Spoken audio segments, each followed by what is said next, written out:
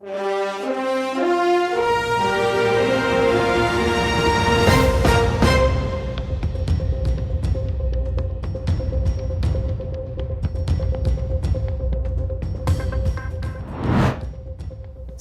لەبێت. لەسەر لێدانی سرودیەکی سەردەمی حکوومەتی باسی ڕووخاوی عێراق بە ناوی سەدام زێرا لە کافتریایەک پارێزگاری هەولێر هاتە دەنگ و بڕیاریدا خاوەنەکەی دەستگیر بکرێت و کافتریاکە دابخرێت.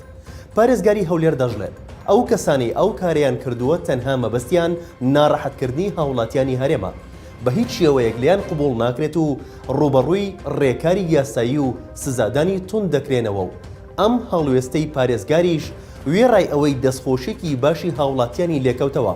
لە هەمان کاتدا هاوڵاتیان مێژوویەکی تاڵیان لەگەڵ ئەو گۆرانیە و خاوەنی هۆنراوەکە بیرکەوتەوە.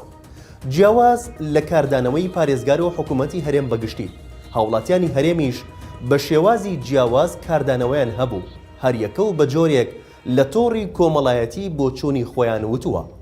دەڵێن حکوومەت کافتریایەک دادەخات لەسەر لێدانی ئەو گۆرانیە، بەڵام نووسەری هۆنراوی ئەو گۆرانیە بە ئازادانە لە شاری هەولێر دەژی و پلەی لیوای هەیە بە موچەیەکی چەند قاتی موچەی شەهیدێکەوە. با سەرەوەی زێڕا سەدام زێڕە کێیە؟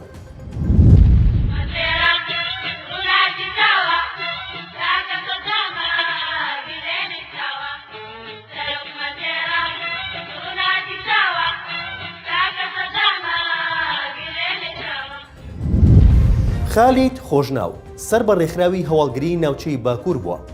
ئەمید خالید حەسەن تەها خۆشناو کە نووسەری هۆنراوەی سەرۆکمان زێڕا سەرۆکمان زێڕەیە. لە ساڵی 1970ەوە تا ڕووخانی سەدام لە 4 نیسانی 2003دا لەو دەستگایە بووە و بە پلەی ئەمید ئەفسەری مەنزومەی هەواڵگری باکوور بووە.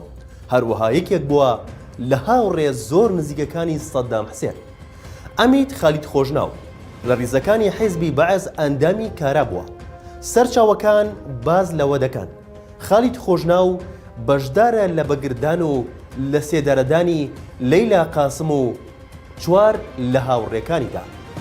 خالید خۆشناو دوای ڕووخانی ڕژێمی سەدام سەنگەری گواستەوە بۆ ناو پارتی دیموکراتی کوردستان و لە پەیمانگەی پێگەیاندنی کادیران لە پیرمام کرا بە مامۆستای وانەی ئاسایشی نەتەوەیی و لە ئێستاشدا لە شاری هەولێر دەژی و مانگانە موچەیەکی قەبا دەچێتە گرفانیەوە لەسەر خوێنی شەهیدانی کوردستان. دیمەنی نێو کافتریاکەی دوێنێ بە تەواوی هاوڵاتیانی هەرێم و کە سوکاری شەهیدانی نیگەران کردووە و پێیان وایە ئەمە دەبێتە پێشینەیەکی مەترسیدار بۆ داهاتوو.